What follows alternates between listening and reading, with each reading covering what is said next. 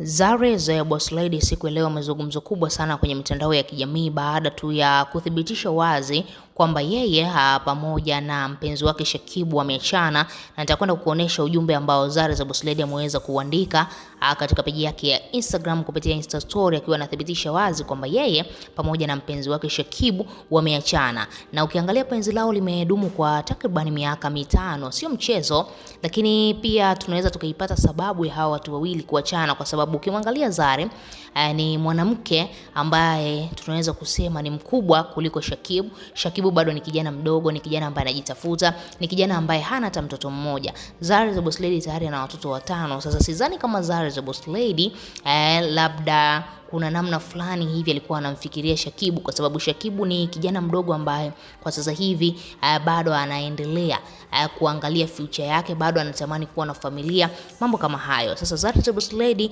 ameona isiwe kesi, wameamua kuachana, na mpaka dakika hii haijulikana ni kitu gani ambacho kimesababisha hao watu wakaachana. Ni jambo gani ambalo labda Shakibu amemfanyia Zari au Zari amemfanyia Shakibu limeshindikana kusuluhishwa mpaka hao watu wawili wakaamua kuachana.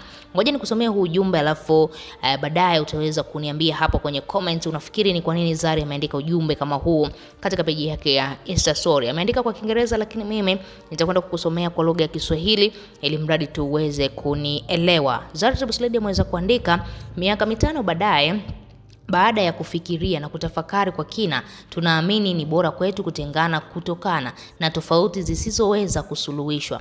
Ingawa huu haukuwa uamuzi rahisi, tunahisi ndio uamuzi sahihi kwetu sote. Tunathamini muda tulioshiriki, kumbukumbu tulizounda na usaidizi tuliopeana. Hakuna hasira au chuki. Wakati mwingine watu wawili hukua tu katika pande tofauti. Tunathaminiana na tunabaki marafiki kwa heshima na uelewano wa pande zote. Tunatakiana kwa dhati furaha, mafanikio na kila laheri kwa siku zijazo, akasema Zarina and Shakib. Huu ni ujumbe ambao wote wawili wameridhika au wameuandika katika mitandao ya kijamii kupitia Insta story ya Zari, kuonesha wazi kwamba wao hawajaachana kwa ugomvi, wameachana kwa amani kabisa.